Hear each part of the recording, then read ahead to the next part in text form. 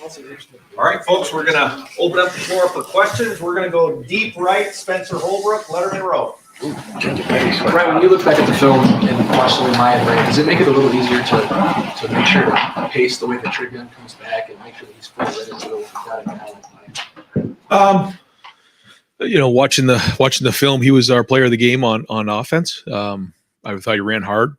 A big part of it, obviously, we know is everybody else involved with it, but he ran really well. But no, I think at the end of the day, we leave all that stuff up to the medical staff here to make those decisions, and certainly we're anxious to get Trey back. Do you feel like it could be this week for Travion? Yeah. We're going to go over here to the front row left, Dave Biddle, 24/7 Sports. Ryan, you mentioned a few weeks ago that the injury that Jordan Hancock suffered during camp was a significant injury. And is he back to practicing full speed yet? And when do you expect him back? Yeah, full speed, yes. But we're going to kind of look to see if we can get, through the bye week. And then as we get, to that game after the bye week, we're hoping to get him back in the game at that point. But it's still sort of week to week at this point. Tommy has obviously locked down the middle linebacker job and has played well all year. Yeah. Does it seem like Steele is now doing that at the will? I think so, based on his production in the last couple of games, but it's week to week. But, I think based on the way he's playing right now, if he can keep that up, he's playing at a high level. Third row left, Dan Hope, 11 Warriors. Ryan, when you guys signed Miyan, he wasn't as highly touted as some of the other running backs from a recruiting perspective that you guys have signed. What was it about Miyan that you saw that made you believe he could be this kind of player? Yeah, Tony watched him run. Kevin Wilson actually saw him play live in a game, and we just felt like he just ran really hard. And like you said, maybe he wasn't as highly recruited, but we just felt like we saw something in a kid from Cincinnati who ran hard. Winwood's a very they have a great winning tradition. They're a great program. They produce really good football players. And again, being from Ohio means a lot. And so, we wanted to always invest in Ohio guys. And so we certainly saw the talent in him, but it was mostly just the way that he was built, low to the ground, his vision, his power running the ball. I was looking at stats for red zone on Saturday. I think you guys had 9 passing plays and 9 running plays inside the 10-yard line. Just curious, what goes into those decisions of when to pass, when to run in that area of the field? It's a lot of work on Wednesdays. Wednesdays are very stressful from when we get in here to when we get on the field, just with everything going on with game planning, but making decisions on short yardage goal line, third down, and the red zone. And, there's sometimes very heated discussions in there because we know how important the red zone is, how important short yardage is, how important third down is. And so we talk it through, and then we put it on the field, try to make some corrections on Thursday, and then, keep having those conversations all the way up until game time. Like, what do we think? Balls on the left hash, 8-yard line, 1st and 10, second, whatever those things are. And then based on what's happening, we try to adapt the best we can. We had a lot of plays in our red zone this past week, so we had to kind of dig into a couple plays that maybe we hadn't practiced, in a week or so, but the guys executed them well and did a good job. Fourth row middle, Andy Andrews, BSB. Yes, Ryan, I kind of wanted to get your perspective looking back on just how important C.J. Hicks's role as a pure recruiter was in that class. Yeah, excellent. You always look for that Pied Piper in the recruiting class that can kind of show the way and lead the way. And we have a couple of those guys in the class right now, but he was. And, you think back, Paris Johnson, Jack Sawyer, Kyle McCord. We've had different guys over the years who have done a great job of that. I think about how our receivers really helped recruit CJ. And so that was a big deal. But let's talk about CJ Stroud. But CJ Hicks in his class was excellent and did a great job. And right in front of him, Tony Gerben, Buckeye Huddle. Right, about Miyan. What you saw him on film, but what was it about him, meeting him, talking to him as a person, as a kid, that you liked him as a recruit? He's an interesting person. He really has a way about him where he's very thoughtful. And at times can be understated a little bit, but then there's other times where he's in front of the group and telling jokes and laughing and being loud. So we've seen kind of different parts of his personality bloom here. I give Miyan a lot of credit. He's been through some different things over the last, year or so. lost some people in his life, but he's continued to work through that as adverse time. So to see him play like the way he's playing right now, going through everything he went through, and that's not something he typically puts out there, but he has been through a lot. And, it's not easy for these guys when they go through different things. And I give him credit for that. And I know the guys around him and his friends have pulled for him and helped him through that. How have you seen him grow or maybe shrink as a player from his high school days? Yeah. I think just the overall awareness of what it takes to be a college football player. When he first got here, you could see in that first Clemson game, he could see the ability, you could see the feet, you could see the quickness and the vision. I think, when you make that transition from high school to college, you think you can bounce everything and outrun everybody. And he's really learned to make those ugly 3 and 4 yard gains, 5 and 6, and the big plays come. And I think his vision is really improved. I think his pass protection's improved. Just overall awareness of the game and football IQ. Right behind him, Pat Murphy, 24/7 Sports. Ryan Steele obviously did enough last year to work his way into a starting role and whatnot, but obviously another year in this as a linebacker. How have you seen him kind of become a real linebacker as opposed to a guy still transitioning? Yeah, just playing more and understanding what it takes to be a linebacker. There's just different things, whether it's in protection or attack and protection on blitzes, whether it's in coverage, whether it's in the run game, whether it's out in space, in the box. There's just so many different things you have to do. You got to take on linemen. You got to go cover cover tight ends, running backs. You got to zone drop, read the quarterback's eyes. You got to read screen. I mean, there's just so many different job descriptions for a linebacker. And the more he's done them, the better he's been.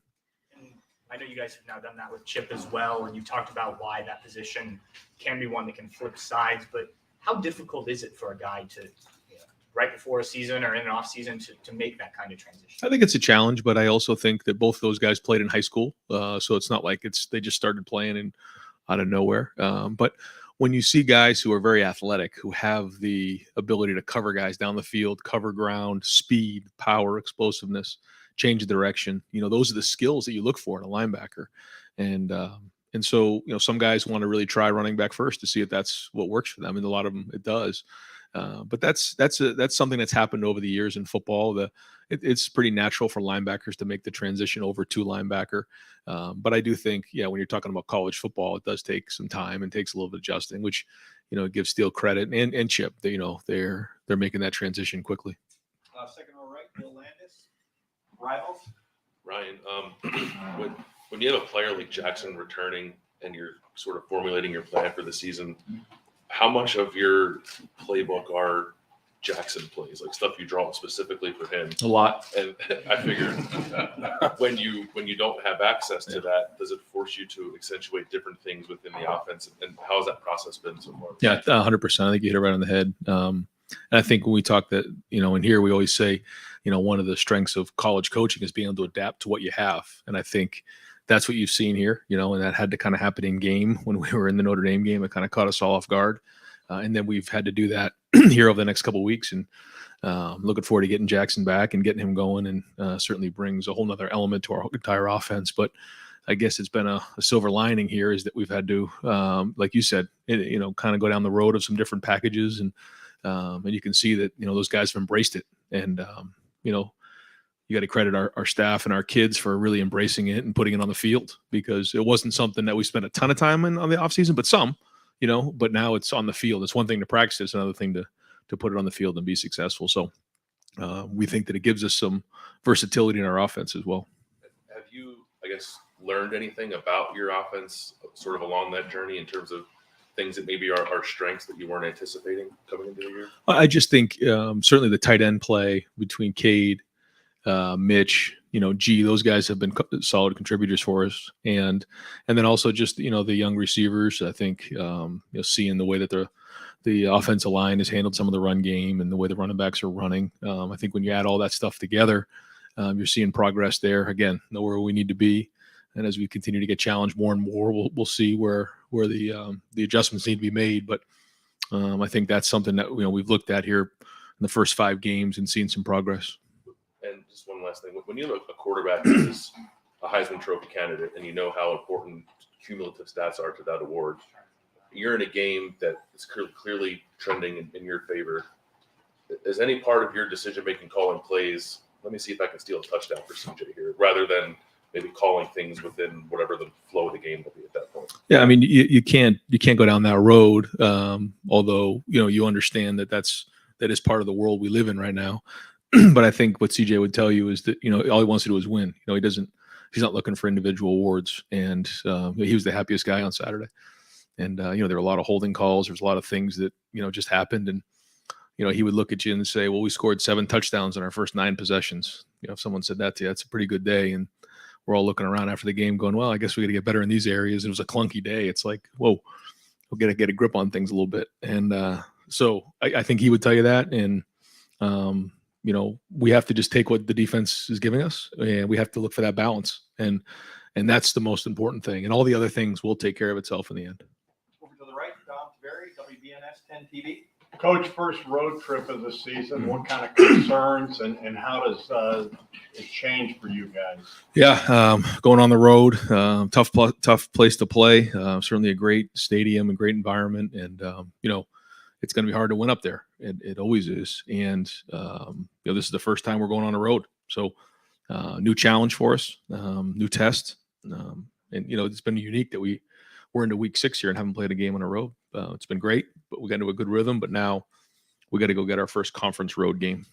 You got these guys pretty good down here last year. It was a top 10 matchup and all that. What do you expect this time, and what do you see when you look at them? The same thing.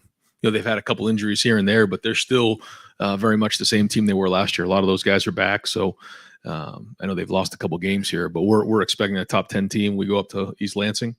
Well coached, really good players. They had an excellent season last year, and those guys are still there. So it's going to be hard, just like it always is. And we know that we got our hands full this week. So we got to have a really good Tuesday and Wednesday practice to go on the road and go get this win. Right behind Dom, the new kid on the block, Kellyanne Stitz, WSYX.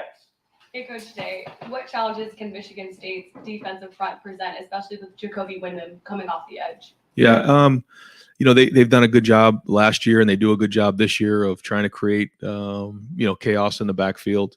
They've upgraded in certain areas with some new players in the front, and so just like any team we play in any conference game, we got to win a line of scrimmage, and that'll be important on both sides of the ball. But we know what they're capable of, and they're very talented. And right behind, Adam King, WBNS 10 TV.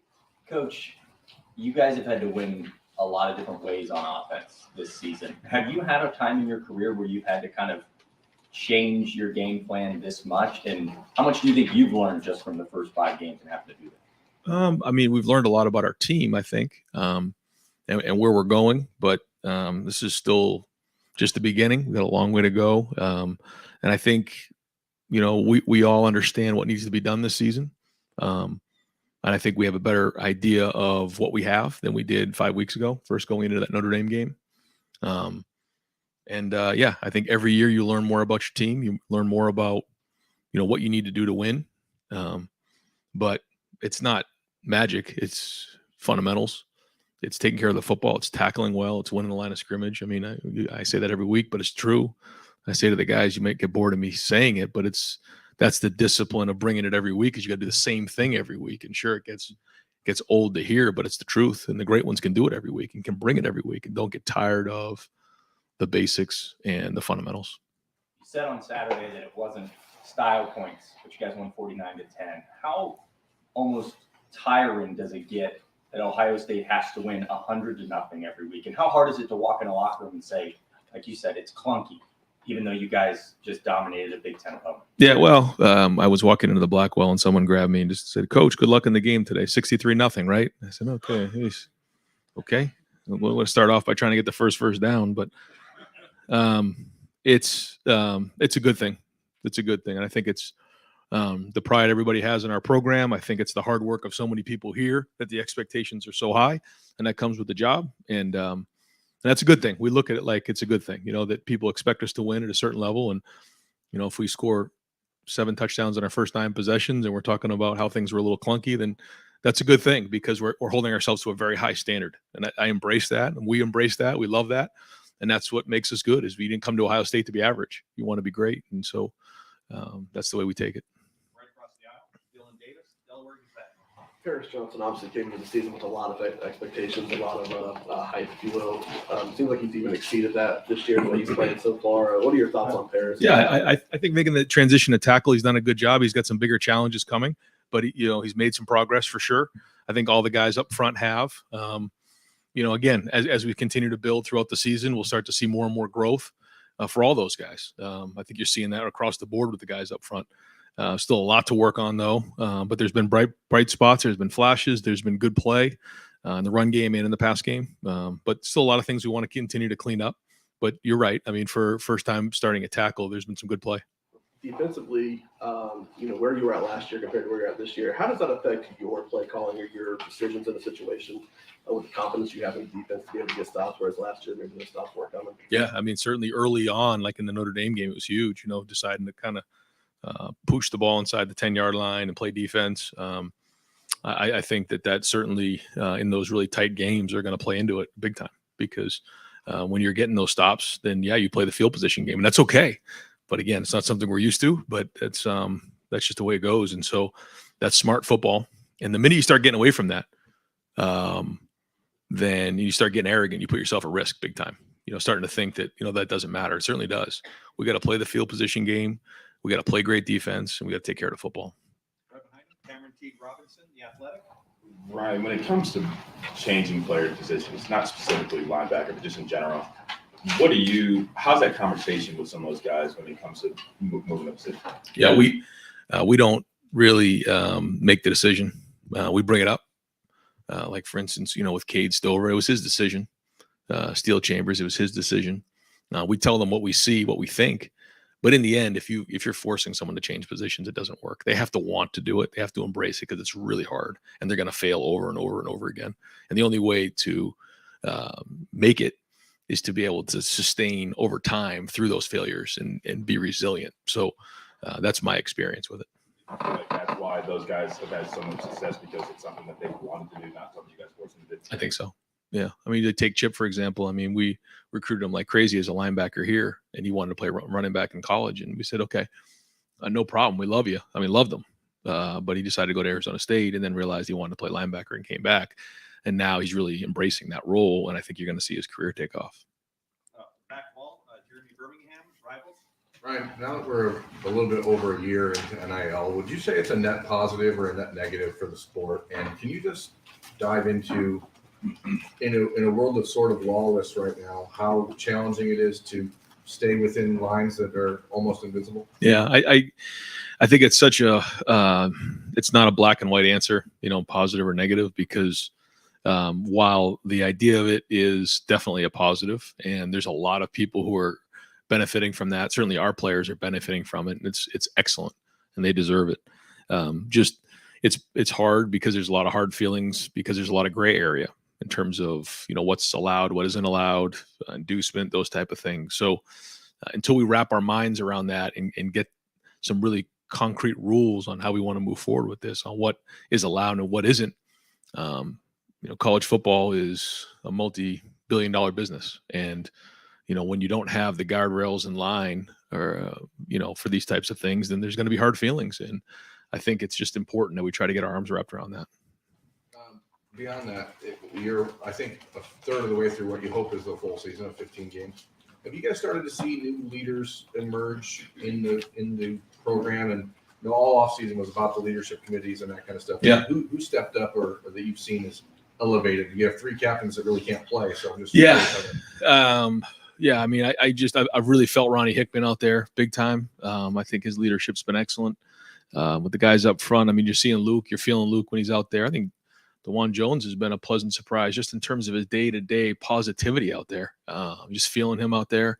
Certainly you guys know about Cade and CJ and those guys at the receiver position. I think Emeka is an excellent leader. I think Julian's shown leadership on defense. Yeah, certainly Tommy is outstanding there. Zach Harrison's had a really good voice. Who else in the back end there? I'd say those are the guys that kind of jump. I'm going to forget somebody, but Xavier Johnson has been excellent. Really, just overall, his leadership's been tremendous. Certainly the captains have been great. But when you go on the road for your first road game, leadership is critically important.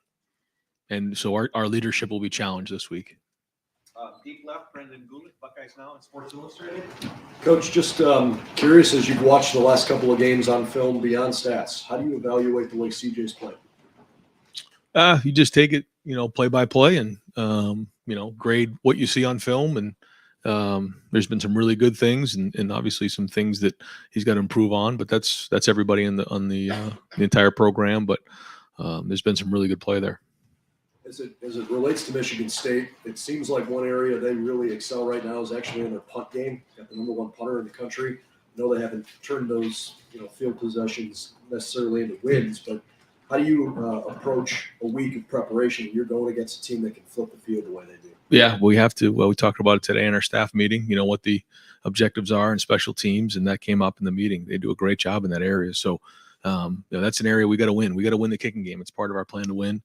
And, part of it is going to be certainly, making sure that we're aware of all the fakes and different things that may come up in a game like this is, teams typically will try to steal possessions. That's part of the plan.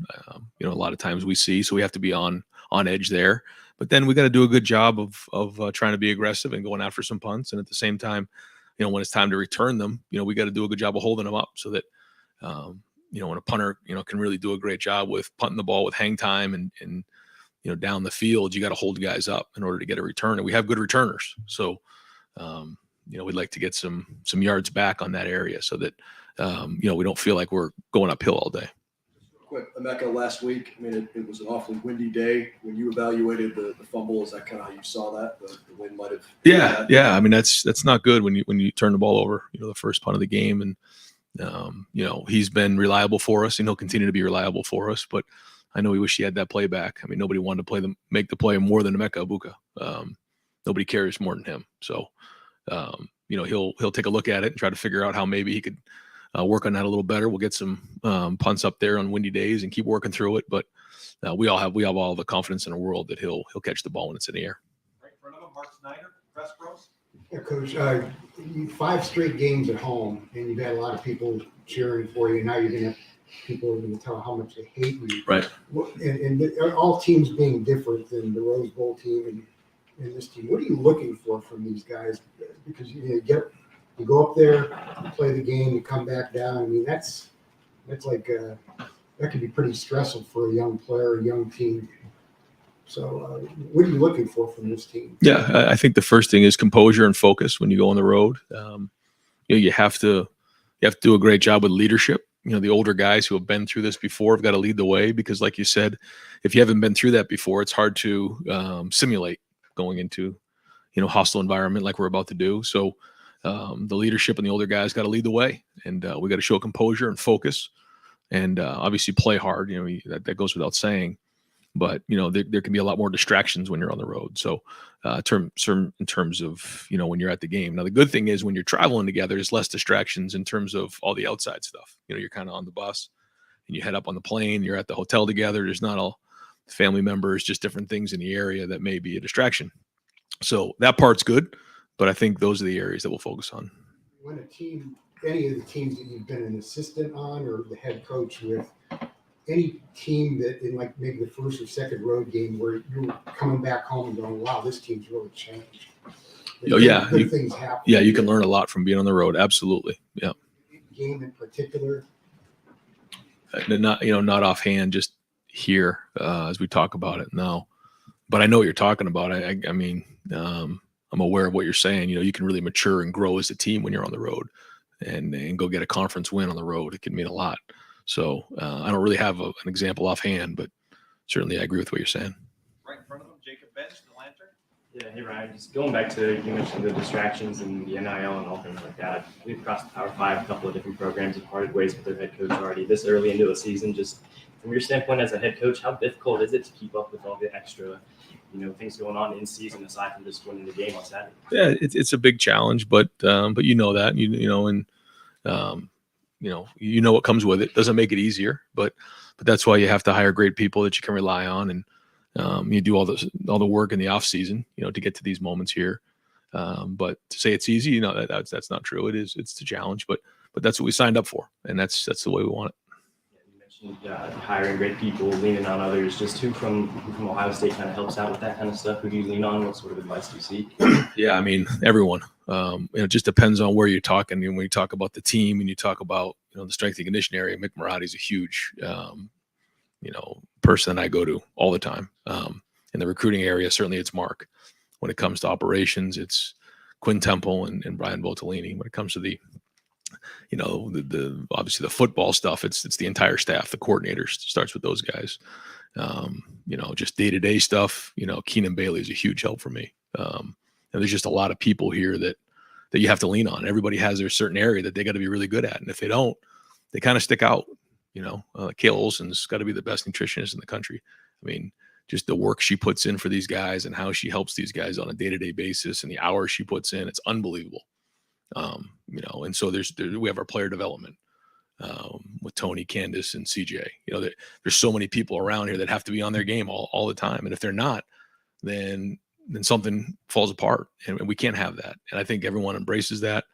And we talk about what that means, especially in the off season, and everyone's got to hold up their end of the bargain.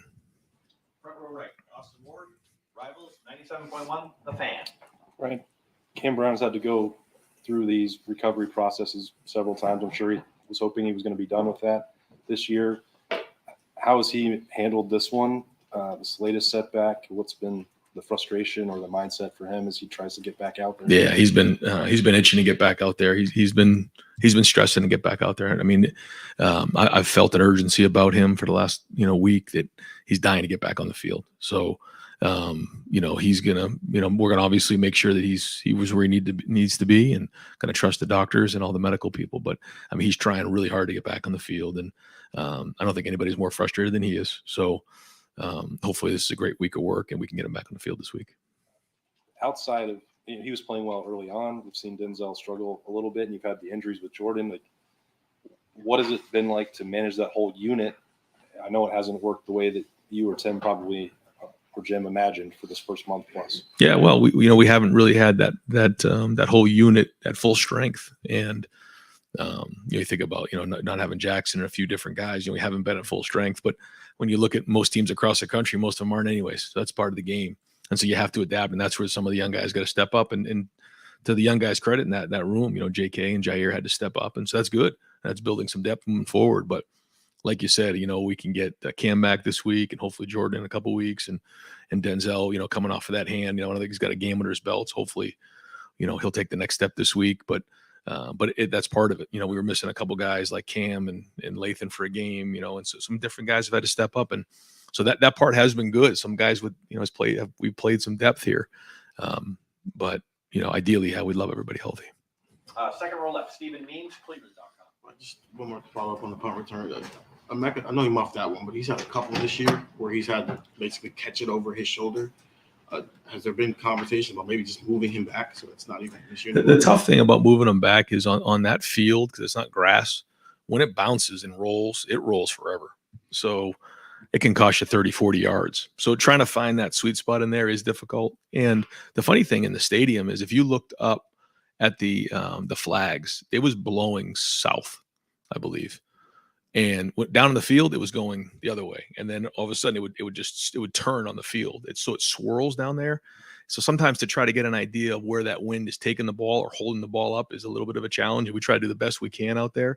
But there's a little bit of a feel to it. And, he obviously that one got us, but he's also done a good job of making sure he catches those because, if you go too far back and it takes that big hop and rolls 30 yards, that's 3 first downs. So we try to find that spot in there, and sometimes we do better than others. Just with Marvin, kind of got out to a hot start his first couple of games here, and then has he maybe missed Jackson the most of the receivers just because it seems like he's the one getting double teamed and having the extra guys on him over the top now? I don't know if he's getting double teamed. I think he's doing great. I think when he's had his opportunities, made plays. I think there was a couple holding calls on him the other night. And maybe if those don't happen, there's a few more catches and things like that. And just the way it's played out this year, we haven't had as many plays. And a couple of these past couple of games, when you look at the numbers, you say, oh, they're a little down, but they haven't really played in the fourth quarter, or really even at the end of the third quarter. So that's only a game and a half, or excuse me, a half, and then maybe like another 8 to 10 minutes. So that's a lot of football that some of the guys are missing. So no, I see him playing at a high level right now. He works as hard as anybody, and certainly will be good to get Jackson back. There's no question. But no, we're happy with his play. Right next door, Nathan Barrett, Cleveland.com. Just to clarify real quick, you say Cam Brown could play this week. You think Yes. possibly it's bad. With Jackson, you characterized him as sort of day-to-day last week. Does he fall into the same kind of Jordan Hancock category for a game like this when you've got the bye week coming up? No, we're hoping to get him back this weekend. But again, it's just so hard to tell. We can come in today and say, well, he had a little bit of a setback, or no, he's really doing good and he's trending to play on Saturday. So when I say day-to-day, that's kind of how it is. And with the style of injury that he has, it can kind of go that way. It can linger or it can get better quick. So we're hoping that it's the latter of the two. You mentioned a couple times today, and you were talking about last week, about taking what a defense gives you, being more willing to just run the ball, maybe in the past when you weren't so much. But you've also got a Heisman Trophy finalist quarterback. You've got first-round NFL receivers.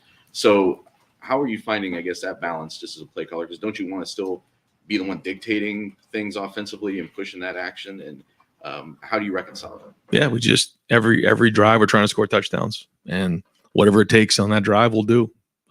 Every drive's a little bit different, and so again, if they're going to sit in a too high look, and we're probably going to run the ball. If they're taking a safety out of the sky and putting them down in the box, that opens up some one-on-ones on the outside, and it's not as simple and as easy as that. But philosophically, that's what we're talking about. So, we'll just try to find that balance. And the other thing that happened after looking back on the film is we had a short field a few times too.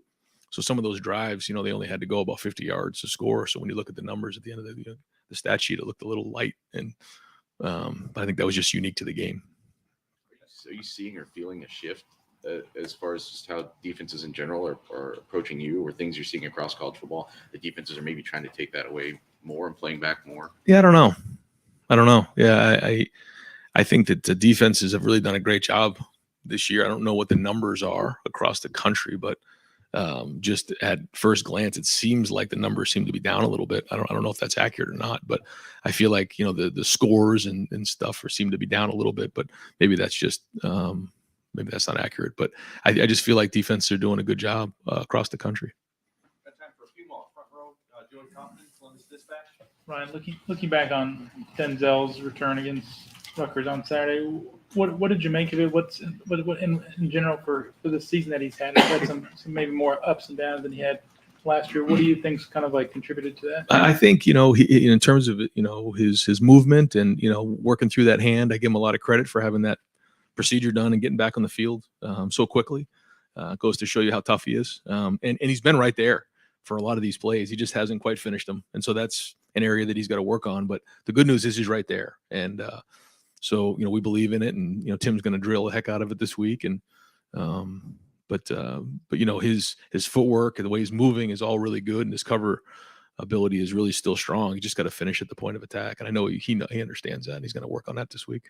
He's such a confident guy, and last year to have a big freshman year to come here and contribute right away, and he was great in coverage against a lot of the best receivers facing the Big Ten. What's this year been like for him personally, just kind of dealing with some of that? You'd have to ask him. I don't know, but we certainly believe in him. Right next door, Tim May podcast and On 3. Yeah, Letterman Row, whatever. Hey, Ryan, you look around the country. Paul Christie's got canned on Sunday. Guys, how does that heighten just your awareness of win now, baby? You understand what I'm saying? Yeah, I do. I know you don't need any more burden No, on you than whatever, no. but it's kind of crazy, isn't it? It is, but that's. I don't think it's anything more or less. I mean, I feel that every day when I wake up. It's just we got to win them all. So that's just, and that's not always easy to live that way, but it's just the way it is, and so we've embraced that, and that's how it goes. But it is a tough profession. Yeah, I'm not trying to get you to brag on your offense, but I will ask this. I mean, Rutgers was bound to determine y'all weren't going to run the ball Saturday, and then they played the two houses, and y'all kept picking at that lock, and you opened the lock. And I mean, do you just feel like you're working right now with just a full complement when it comes to offense of finding answers? And I don't know, what is that feeling like, I guess? Yeah, no, I mean, no, I don't think we're anywhere near there. I do think we have had some balance, and we've done some good things. Don't get me wrong, but No, I don't. There's still a lot of issues, and the whole key is to identify the issues and get them fixed. Even though maybe against a certain team you can get away with some things. So, as the film continues to grow, as we get into these conference games, we get into some of these matchup games, it's going to get harder and harder. So, we got to go out there and have a great week of practice. We got to get some things fixed. We got to keep growing in the passing game, the running game, the play action, the drop back, the power run game, the spread run game. There's just so many things that we need to improve on. So, no, I don't think we're there right now. But we have had some good bright spots though, for sure. One quickie, Donovan Jackson, when you watch him on video now, what just stands out about the way he is playing? He's very talented, but he's also very intelligent. He's tough. Just in terms of his ability to bend and the power that he has. I mean, he kind of has a lot of those skills, and he has a lot of tools there. But I think what probably makes him special is just his mental makeup. This kind of builds on that. You guys have not been challenged other than Notre Dame. I mean, almost every other team has had a close call. I mean, how happy are you with just how the season has gone so far? Hard to tell, just because every week is a week in it's a work in progress. We're trying to figure out every week what we need to improve on, because we know that we're down this path and we have to continue to build to reach our goals. So, each week you try to identify the things you've done well and enhance them. You try to identify the things you got to improve on. Sometimes that's easier to do than others. Sometimes you got to really scratch at it a little bit. And that's not always easy to do when you win the way we've won the last couple of weeks. But you got to be honest, and we all have to be accountable and critical and make sure that we're getting better in those areas, because it's important to continue to get better. I don't know how else to say it, And I assume you're quite pleased with Jim Knowles and the defense. What has stood out to you about how different this is? And maybe you probably figure first-year coordinator, there are going to be some bumps in the road. Right. How is that going? Well, I think that they play with great confidence. And to me, that's the most important thing, is that they're playing with pad level. They're playing fast. They're playing with confidence. And the scheme is great. I think they believe in the scheme, there's good answers. But at the same time, to me, it's the energy, it's the pad level, it's the fundamentals. Just look the way Tommy's playing. He's just playing a lot faster. The way Steele's playing, he's playing faster. The line's playing with a little bit more aggressiveness. So I think that's probably the number one thing. Again, still got a lot to improve on, but I like the way that they're playing and their energy. Right behind him, Doug Lesmerises, Cleveland.com. Yeah, Ryan, just to clarify, the way Tim asked that question about people getting fired, did you think Tim was putting you on the hot seat there? Yeah, I did. No, that wouldn't be. You said you wake up thinking about that. Like what? Like, I have to be at my best every day. We can't lose a game. How do you really manifest that idea of doing your job? No, everything you just said is yes. That's exactly the way I wake up every day. Now, there's nothing you can do about that other than try to focus and be great right now.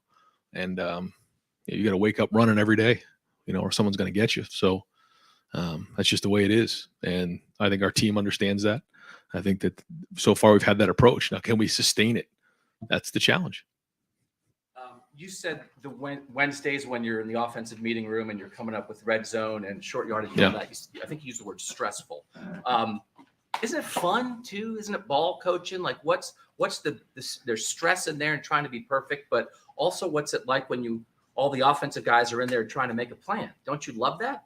The best part is when you execute and you put it on the field and it works in a game, because you just think about all the work that's been done, and you can enjoy it after the game. That's the best feeling. Yeah. During it, no, it's not always that fun, because, is it going to work? Is it not going to work? What's the best angle? What's going to happen? Are they going to change the look? Is this guy going to win in this matchup? There's just so many variables to come into play, and everybody has to do their part. And then you have to have the right chemistry in there where, sometimes you can say too much. Sometimes you can say too little. You got to make decisions. You got to move on because the clock's ticking, and guys will be in here in meetings here at 2:30, and we got to go. So it's a race against time to come up with a really good plan that schematically gives you an advantage, but also allows your players to play fast. And that's what we strive for, and having enough, but not having too much. how have you evolved in your offensive thinking in your time at Ohio State, first as a coordinator and now as a head coach, being in those rooms, being in the college game, and I know you were before? Have you changed how you think about offense? Yeah. I think it's just being in those games and knowing this is what we're going to need. And just looking at it and saying, we need like 2 more runs here in this situation, or we need 1 more play action pass here, or we got too much. Like, guys, we can't execute any of this stuff. And just trying to find that right balance. I think that's probably just over the years between Kevin and I, we've worked hard to strike that balance. Not that it's always perfect, but that's probably what we've learned the most. And that's one real quick, just like even taking off your coaching hat real quick. Jackson Smith-Njigba is one of the best players in college football. It just stinks that he's barely been able to play this year. Yeah. Are you just curious? I think everybody wants to see this guy play football. Yeah. I think that, like I said, there's a silver lining, but yeah, nobody wants to get on the field more than Jackson. And we all would love to see him on the field as well. And final questions over here to the right, Clay Hall, WSYX. A little bit what Doug touched on. You spoke of the burden. Do you feel like, because I'm a young guy, I've been through the grind, I'll get to January and then I'll take a breath? Or do you dump the burden somewhere, or do you just carry it? I don't even know. I don't really think about it like that. I try to do the best I can when we get away from it, on a Thursday night, to try to, do something, to think about something else. But usually what happens is we end up as a family watching football on TV on a Thursday night. So it's hard to get away from, where my son comes home from his game, but it's just kind of a way of life. And we love it. We embrace it. And I think of, 5 home games in a row with over 100,000 people in the stadium, just unbelievable crowd, and just seeing all the people at the Skull Session, walking up to the game, post game, just, seeing the joy in their face, after a win. And that's something we take, a lot of pride in. But mental health is your cause. Yeah. You have to find a balance, just like we all do. It's just, obviously mine's a little bit different, but everybody has their own challenges. And, mine's not harder than anybody else. It's just different. And, I think we all have to find that balance. Yep. Thanks.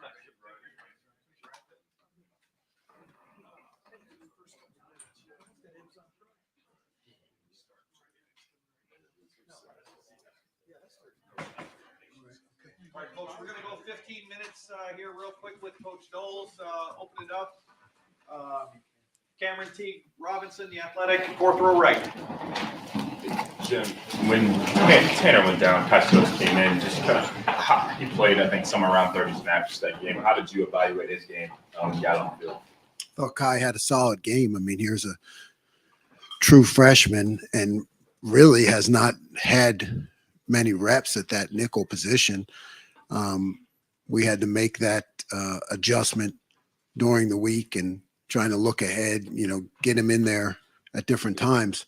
But, you're forced in a situation. Young guy has to step up. I thought he held his own. That safety spot has been just the whole room has been banged up the first 5 weeks of the season. You guys have moved people in. And how would you evaluate just that room as a whole? I know you guys knew it would be pretty deep coming in, but have they been more impressive than maybe you thought, or with everything going on? Yeah, I thought they've handled adversity extremely well. I mean, that's our game involves a lot of your success is determined by how you handle adversity. And I think that group has done a great job of it, having to be flexible, move guys around. It's not as easy as it looks, and a lot is asked of those safeties in our defense. And I think they've done a good job.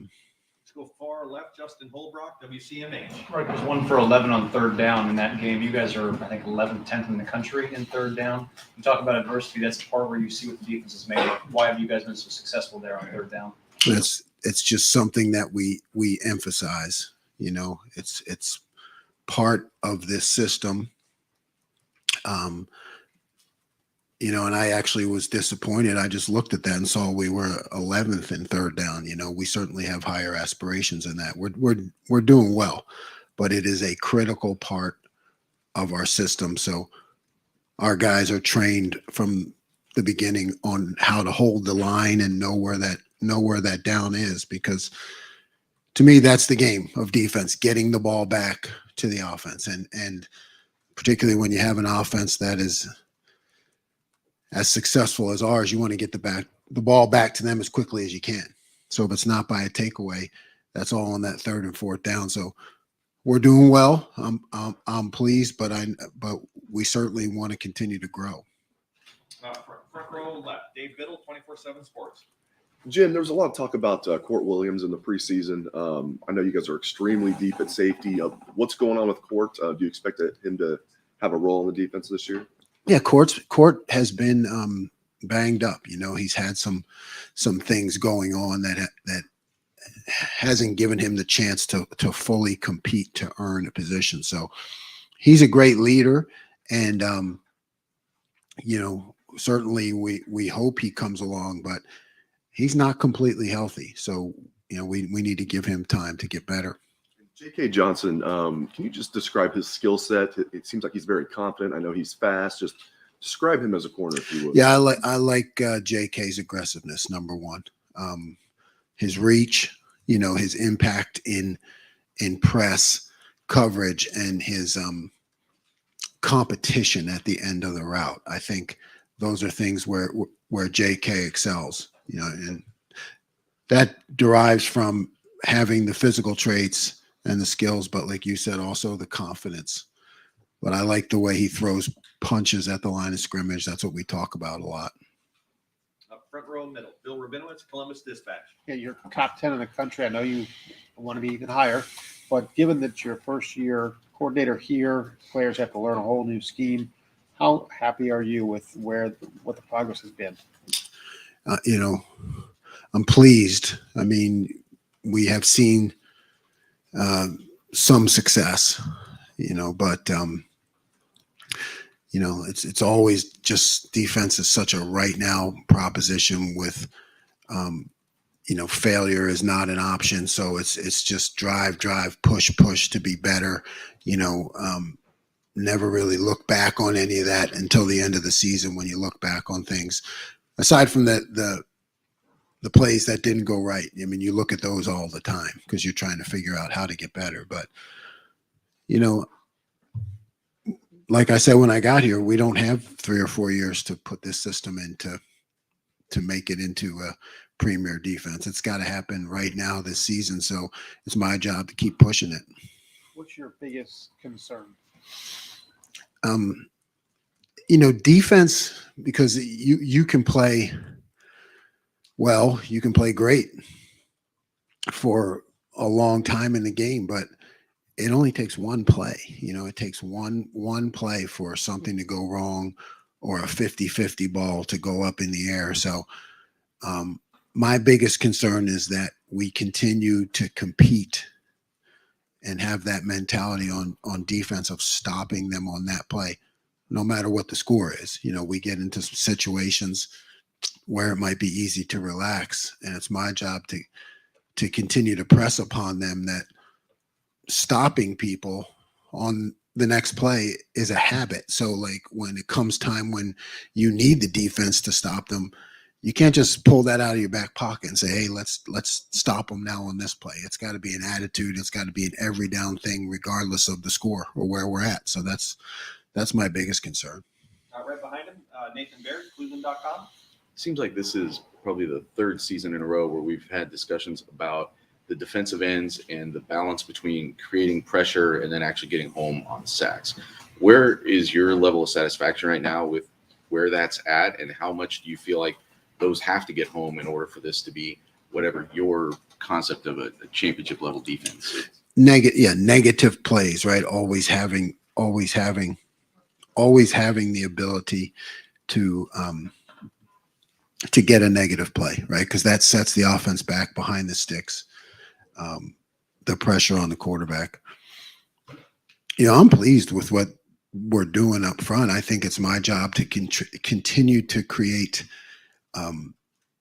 more opportunities, right? To me, it's a function of coverage and rush working together. It's a matter of, you know, the quarterback having to hold the ball. You know, when they're getting rid of the ball quickly, or, you know, keeping people in the protection, nobody's guys are going to have a chance to get there. So I think that's my job to continue to mix it up and,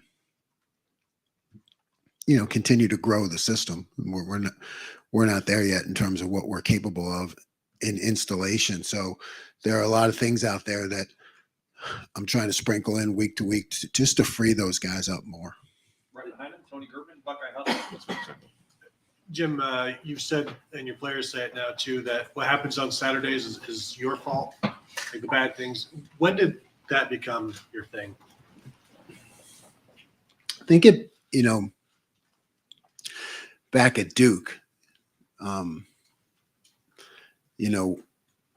where we had a lot of great future doctors and lawyers, not necessarily, just great, not necessarily professional football players, and it was Coach Cutcliffe taught me a lot of things, but one of his things was, a good carpenter never complains about his tools, so then when you go into the game, you need those guys just playing freely if you're going to have any chance, if you're overmatched skill wise.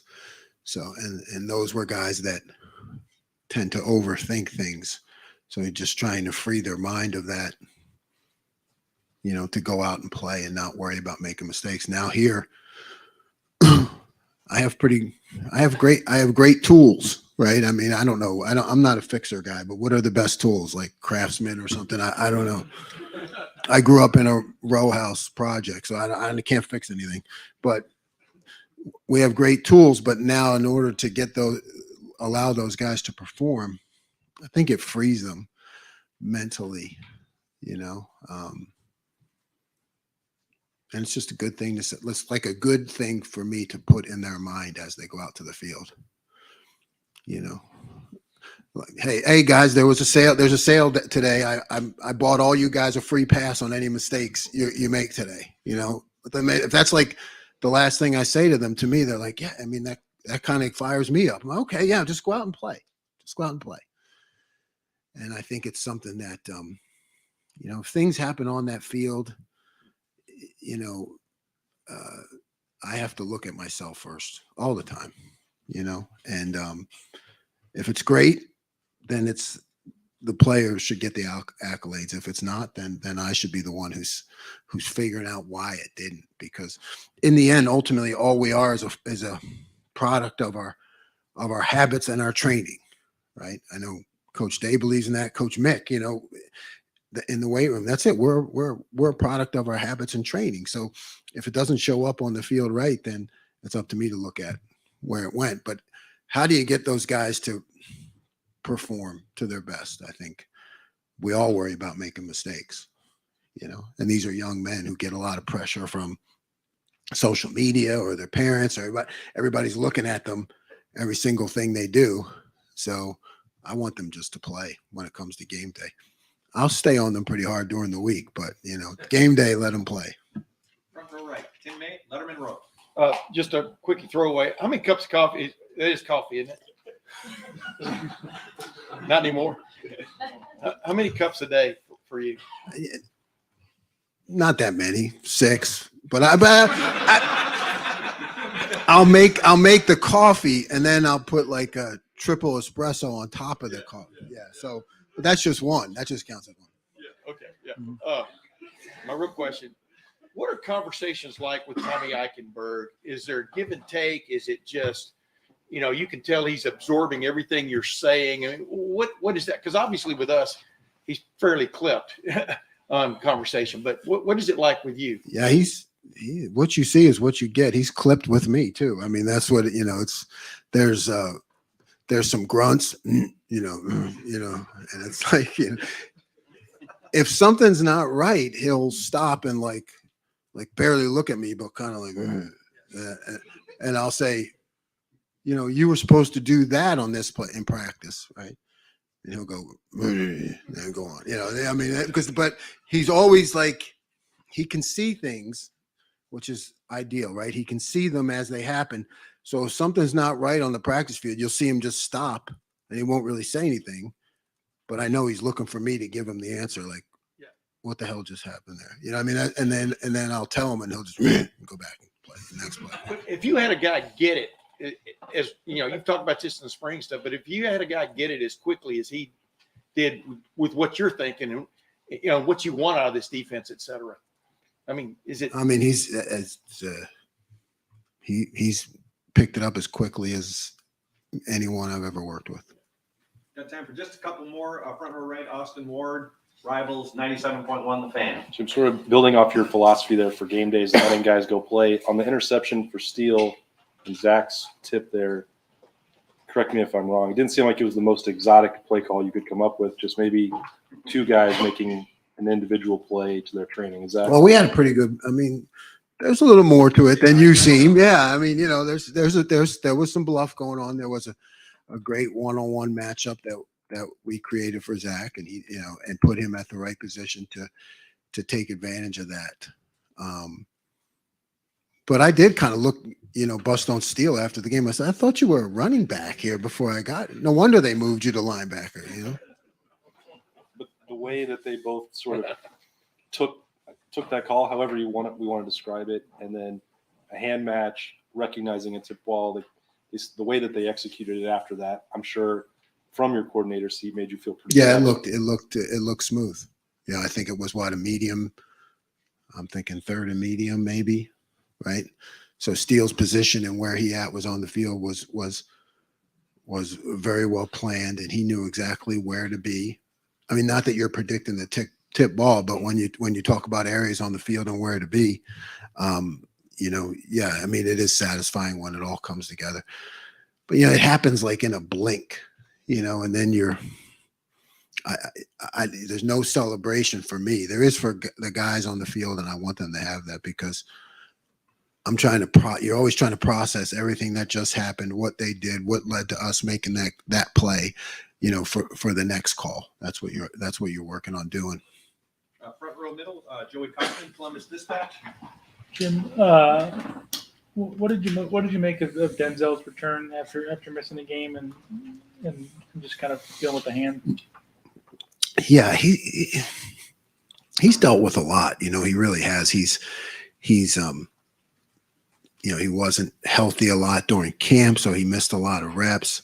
He's had things already this season. A hand injury for a corner is a big deal, because you're constantly jamming receivers or shooting your hand up in the right place to get the ball out. So he's a tough kid. I was really grateful that he wanted to be back, and he forced him, he pushed himself to be back. So, in this business, for a corner to wanting to get back out there and compete as quickly as possible, that's a big deal. He's going to keep getting better. In the Arkansas State game, when he gave up some plays, you guys took him out and kind of gave him a breather, then gave him back. This was one where he kept in the rotation. Was that a case of wanting to get him more reps? Yep. It's like, hey, you know what? He showed a lot of grit by just being out there, at a position, where in the whole secondary we've had some issues with injuries, and he showed a lot of grit being out there. So he definitely deserved the chance to work his way through it. Got time for just a couple more. Andy Anders, Buckeye Sports Bulletin, fourth row middle. Yeah, I had a couple kind of related to my call here. You've called his first step very rare, and the way you guys use him on the defensive line, he's played 1 tech, he's played 3 tech, he's played 5. Is that specific skill what makes him so versatile, or is it something else? No, that's a big, strong guy with like I said, a great first step, great takeoff. So he's got some things that are hard to coach. So we move him around in different positions to take advantage of that. He seems to get the most animated after he makes a big play, just with his celebration. What does that bring to a defense, and how important is that for? Yeah, Mike is definitely one of the guys that brings the juice. He's just high energy, has that personality, that big smile when he makes plays, can keep guys loose, and I think that's a part of having a great defense. You need people like that. Right next door, Pat Murphy, 24/7 Sports. Jim, aside from the interception play, is there anything still in Steele's game that doesn't look like a linebacker and still looks like he's transitioning? Or when you look at the film, is he a full linebacker? No, he's a full linebacker. Steele is. I mean, I joked with, I didn't know him when he was a running back, but Steele is in there, I think I've continued to see improvement even during the season in his tackling. I think everybody has seen that. He's starting to really pick up how to tackle at this level, which is not like up around the pads. You see, it's not high, it's low. It's single leg takedowns and roll tackles, and it was good. I think Steele's making improvements in that area. I asked him after the game about having the defensive coordinator as his position coach, and he said he thinks that does make a difference because you're the guy who came up with this defense. Have you noticed that in the past when you've worked with linebackers in particular, that changes things? Yeah, I think there's a chance for guys to see the forest through the trees, and when I'm in there talking to them, I'm also talking about everything that's around them, so I think it gives them a bigger picture of the defense. Second row left, Stephen Means, Cleveland.com. Jim, just in your experience, what is the more difficult transition, teaching a defensive tackle to do edge rusher things or an edge rusher to do defensive tackle things? I think it's an edge rusher teaching them to do defensive tackle things. On the edge, there's some freedom and there's some space. Inside there's nothing but heavy traffic. So anytime you're in a position where you could get a block this way or a block this way, that's you have to be a real warrior to do that. So watching Zach make plays in there on Saturday. Yeah, I think it's great. It's great for him. It's great for his future. It's great for our defense. And it gives people something to think about too and plan for. Second row middle, Doug Lamarice, Cleveland.com. Jim, when you're a coordinator and you're working with new assistants, what are you looking for that tells you, okay, this guy's a good coach, I believe in this guy? And how long does it really take to get a sense of other guys on the staff when you're working with them for the first time? Yeah, I mean, it takes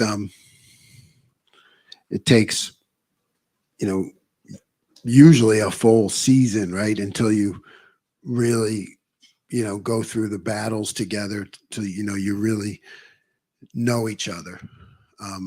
Like anything else around here at the Ohio State, we don't have a full season, so it's like we had to get it done right away. So fortunately, when you have veteran assistant coaches like we have on defense, which Coach Day's done a great job of building that staff, you get a sense right away. Because to me, a great coach wants to be, talented at teaching his position, a great listener and learner, right? Because you want someone who can learn your system and then be intelligent enough to know when to see, okay, I know something that I could do in this case and to bring that up, you know what I mean? So it's not like a debate of the system. It's like, okay, how do you do things? And then where can I add? How can I learn what you do? And then where can I add to that? It's definitely a veteran balance, that I know I've grown to. I think all coaches grow to. When you're young, you're a young man in a hurry. You're always trying to say, hey, I knew that. Let's do this. Let's do that. Let's change. It's okay. When you have some time and you've seen the battles, you kind of look at the system and you say, okay, this is our system. How can I add to make it better? Coach, thank you very much. Thanks, guys.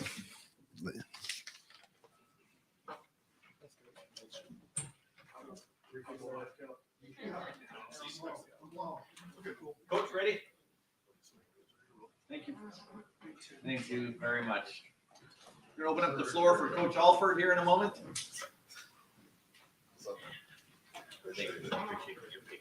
Hello, gentlemen.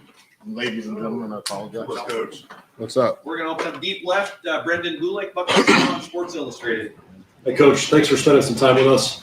I want to ask you maybe less personnel and more just your perspective on some of the goal line stuff this past weekend. felt like it was maybe more challenging than it had often been this year when you were in goal-to-go situations. When you look back at the tape, what was particularly challenging? Well, I think it's like anything else. You know, when you bring a bunch of bodies in, heavy bodies, they bring a bunch of guys, and you basically have 22 people within the hashes. So there's not a lot of space. You know, we don't really run the quarter. We have not run the quarterback a lot in that situation, so you're going to always be outnumbered. But and give them credit too. You know, I mean, they've got good players over there too, and made some plays. But in the end, we were able to still punch things in, and offensive line was able to move people still and get the ball in. Questions about Miyan and Trey, so I'll ask you about Mitch. About Miyan and Trey. Mitch had some fun with us last week in talking about, am I a tight end, am I a fullback? How much have you enjoyed working with Mitch in that spot? Yeah, so Mitch, when he first came here, he was a running back when he first came. Coming out of high school, and I ran for a bunch of yards down this high school down in Tennessee area. So he has some of that background in him. And so it's been good. Now, do we spend a lot of time? I don't spend a lot of time with him. I mean, he comes down a little bit, every day just to do a couple little things, some ball exchange stuff with the quarterbacks and the running backs, but we won't spend an exuberant amount of time with him as well. But yeah, it's good for him, and it's good for our football team. It gives us another dimension. It gives us another playmaker that can do some things for our offense. So it's been really good. Front row left, Dave Biddle, 24/7 Sports. Hi, Tony. Obviously, Miyan has developed well as a back. Have you even seen him develop as a young man? The reason I ask is I remember talking to him when he was a freshman. He'd barely say 2 words to us. Now he's very engaged and just seems to be a lot more confident as a young man. Yeah, I think he's becoming more confident in his own skin and but definitely seen him mature as a young man, as you would expect, especially in this program. But he's been through a lot. That guy's had a lot of personal challenges in his life, and he's been through so much. I'm extremely, extremely proud of the young man that he's become. He's a guy that this entire program leans on and loves him. He's got this engaging personality that when you first meet him, because I gotta be honest, when I first met him in recruiting, I was like, what the hell is this? This guy doesn't talk, but as you get to know him, he's got the kindest, biggest heart. He cares about his teammates. He's a team guy, consummate team guy. He's fun. He's engaging. He brings so much value into the running back room just with his attitude, infectious attitude, and he brings that to me every day. So aside from playing ball, he brings a lot of value to me personally. One more quick one for me.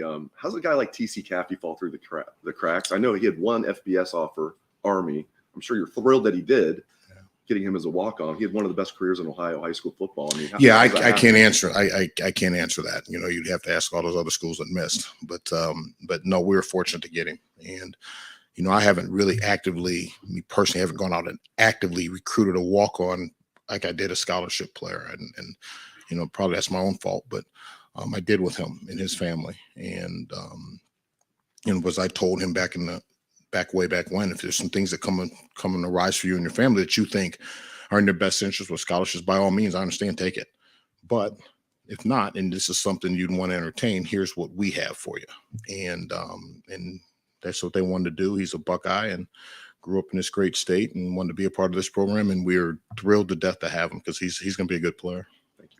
Third row left, Dan Hope, Lebanon Warriors. Tony, Yes, sir. you guys signed Miyan in 2020. There were a lot of questions about running back recruiting at that time. Because that guy couldn't recruit. Does that make I know. does that make it more satisfying to see what he's doing now? Well, it's not about, trying to satisfy any of you guys or anybody.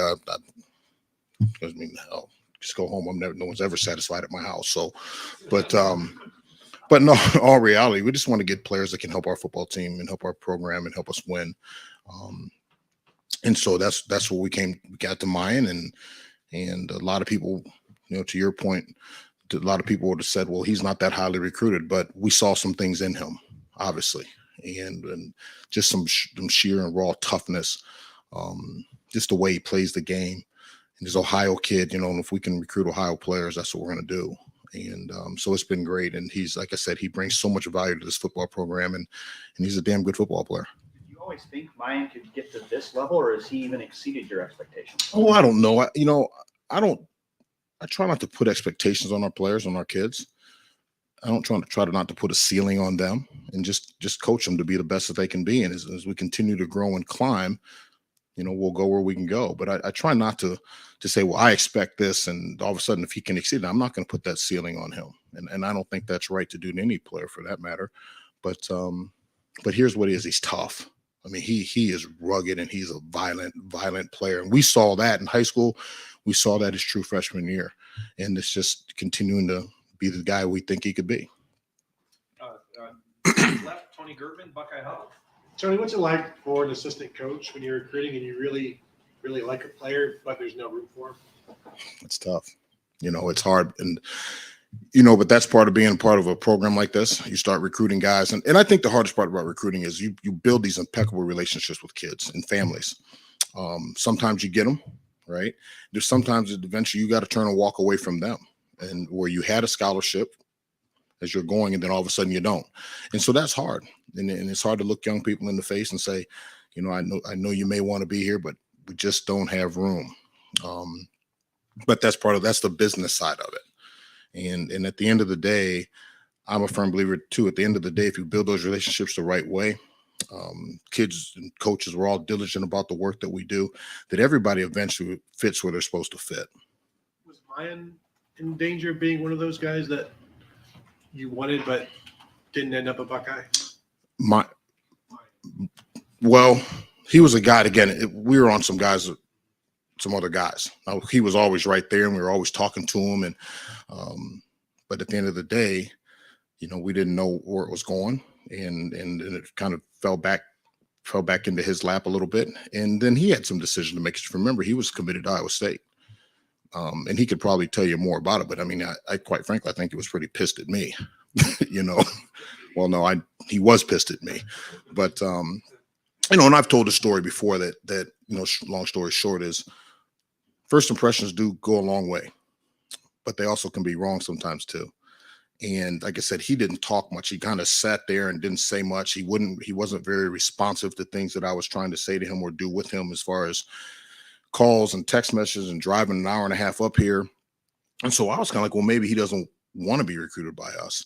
But it really came down to, I think he might have felt that I had slighted him a little bit.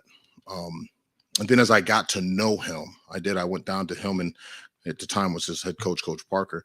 And I remember sitting him down in the weight room. We're sitting there, and I said, I have to apologize to you. Rather you come to Ohio State or not, I have to clear my chest here. I have to apologize to you because I had the wrong impression of you, and I was wrong. And I think that I hope to think that was probably a big moment in our relationship, that, hey, I was wrong. And as I've got to know him more, I saw, no, this kid's got something about him. And he may not talk a lot on the onset, but he's listening and hearing everything. And he's about as respectful as a young man as you could get. Has he apologized to you? No. No. And there's no need to, he would never have, he didn't do anything wrong, and, but he's a highly competitive kid. He really is. And I think the one thing that he brings in the room, that really our whole room is that way, is they champion each other's efforts. And there's zero selfishness in that room. And for me to walk into a room like that, it's an absolute joy to be a part of. Second row left, Steve Hellwagen, 24/7 Sports. Yeah, Coach. I know you can't go into the nature of Travion's injury, but can you recount, I guess, what exactly transpired, how that all kind of went sideways? Yeah, it was, that's something that he and our medical staff that came in, and obviously we want all our players to be healthy and be ready to play. But at the end of the day, we're going to defer to our medical staff. And when they came in and said, hey, here's what we feel is going on with him, and in conversation with Trey, and here's what we feel is best. And within seconds, we moved on and then made the adjustments necessary. I know availability is an important part of this whole thing. You've got to be on the field to play. Does what Miyan showed you in that game lead you guys to, as a staff, to maybe reconsider the roles of those two guys if Travion is completely healthy? And I'm not even into this whole starting thing or whatever, but just number of carries, the roles for these guys. No, I mean, I look at it as we have two starters. I have the whole time. I've not looked at it as this guy's got to be, he gets so many more carries or this. I just don't function that way. We have 2 guys that are capable of being starters here. We have 2 guys that are capable of playing championship level football, we believe. And we're going to use them accordingly and how we need to use them to help win games. And, I get asked the question during training camp every year, well, do you want to do things by committee, or does there have to be some bell cow, as people put it? And I say the same thing every year. I don't care. I want to win games. We're here to win games. We're not here to stack up stats. If stats come with it, then fantastic. But we're here to win games, and however we have to do that, that's how we do it. Second row middle, Nathan Baird, Cleveland.com. A non-Mayan question, but where did from what you were watching in preseason camp, where did things change for Dallin Hayden? Was it something that as soon as he got here, you saw maybe more than you were expecting, or did something kind of start flashing? Well, I think this reps, during training camp when Evan went down, that afforded Dallin to get more reps. And with more reps, you get seen more and have opportunities to flash, if you will, and to make plays. So I think that the rep count up for him, and it helped him, obviously, because now he's getting to play and getting some experiences that maybe he might not have otherwise as many. And so that I won't say it's a benefit, but that afforded him more opportunities. And that's kind of where it started to show up. Right next door, Doug Maurice, Cleveland.com. Tony, the offensive meetings that you guys have when you're sitting down in the middle of the week and getting ready to make the game plan for Saturday, can you just tell us kind of what it's like in that room? And as an assistant coach, what's the balance of, hey, I want to get my ideas in there, but also, the meeting can't be 10 hours long and you're doing structure. We have a structure of offense that we run. And myself, Coach Day, Coach Hinton, Coach Fry, we kind of go off and we'll start doing the run game. We kind of sit down and say, okay, here are the things, these certain formations that we like, and based on the defense that they present. And then we'll come back. We leave and we come back as a full staff and kind of just put it all together. And then we kind of interject. Well, here's the pass game, and here's the play action passes that go along with things. And so we just kind of piece it all together. And but again, everyone has a say. Everyone has an opportunity to express things that they think would do to enhance. But at the end of the day, it's just kind of like being in a family, right? At the end of the day, when we walk out the door, we're going to all be on the same page. We can't do everything. People can't get upset, and if their idea isn't used, that's okay. And we do what's best to put our players in the best position to be successful based on what they can do that works in the confines of our offense. I don't know if that answers your question. What's Ryan like running the meeting? He's the best. And I'm not saying, you say, well, you better say that, right? No, actually the guy is amazing. And I've told him this before. I've been doing this a long time, and I've worked for numerous head coaches, obviously, in different stops and different schools. And, I've been fortunate. I've never had a bad job. But I do believe that Ryan Day is one of the all-time top guys I've ever had the pleasure to work for and with. And, and I say with because he does not make you feel like you work for him. You work with him. Just the man that he is, he makes everyone feel valued and heard. So that empowers you to do your job. And it empowers you to do your job and to have ownership in what you do, because he allows that. And not only is it allowed, he promotes that. But he does the same thing with our players. And so I am indebted to be able to work with a guy like that. Right in front of him, Bill Rabinowitz, Columbus Dispatch. Tony, could you kind of give your assessment of how Trevion has played this year? He's done okay. He's done some good things. So I think, I think some people might be remiss because he hasn't had some of the big runs that he had earlier last year. But he's still doing some good things. And, is there room for improvement? Sure. Yeah, there's room for improvement in everybody's game. But he has not played poorly whatsoever. I think he might be a little frustrated because there haven't been the long, dynamic 50, 60, 70-yard runs, but those will come. Those will come. What do you want to see him improve?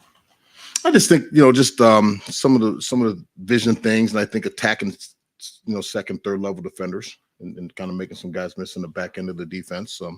But a lot of that's on me, that I could be doing some things that could probably help more as far as drill work and things like that. And but he's done some done some really good things for this offense, and he will continue to. And you're still talking about a guy that's ripping off, I don't know, 6.5, 7 yards a carry. I mean, that's pretty damn good. I think where he's really improved is his blocking. So he's still doing some very good things in our offense, and we're going to expect him to continue to enhance those and get better. Right next door, Joey Kaufman, Columbus Dispatch. Tony, just wanted to ask your thoughts. I haven't had Steel Chambers in your room for a few years and watching what he's done at linebacker now. Just what do you make of his success in the other side of the well, so when we recruited Steel, one of the things, a lot of people didn't want him as a linebacker. As a matter of fact, our defensive coaches wanted him as a linebacker, but he wanted to play running back.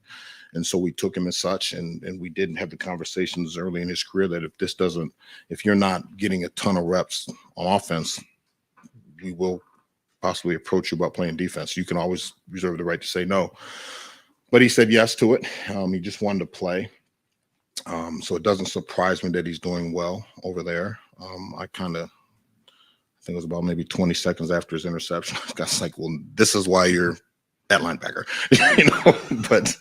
but no, he's done well, and I'm very proud of him. I'm happy for him. He's helped his football team. He's helping himself.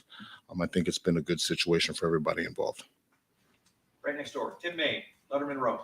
Tony, I don't know if you remember this far back, but you used to play running back. I don't remember. That was so far long ago. When you look at a guy, it just I think only running backs can even relate to this, but the violence that from play to play, I mean, right. 19 times out of 20, you're going to get knocked down pretty hard and stuff. And Miyan seems to have the ability to kind of throw punches back a little bit.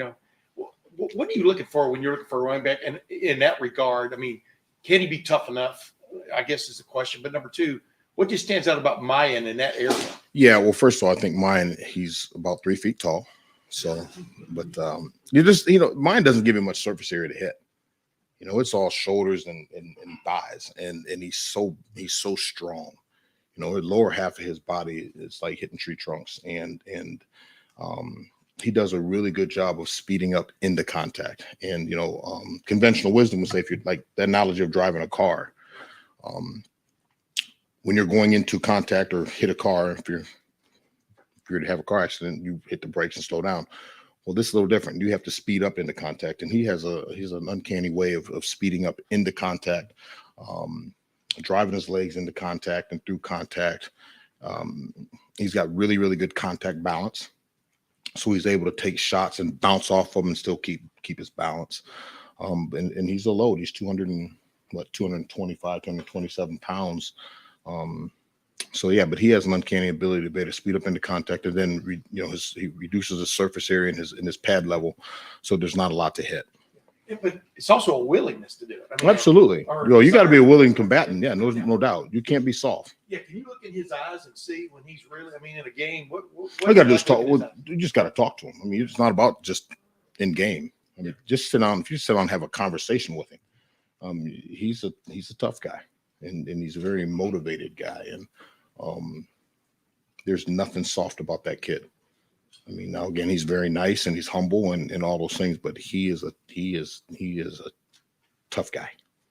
Got time for 2 more questions. Front row right, Austin Ward, Rivals 97.1 The Fan. Tony, just to clarify, what you say every training camp is that you don't have a crystal ball, not that you don't care.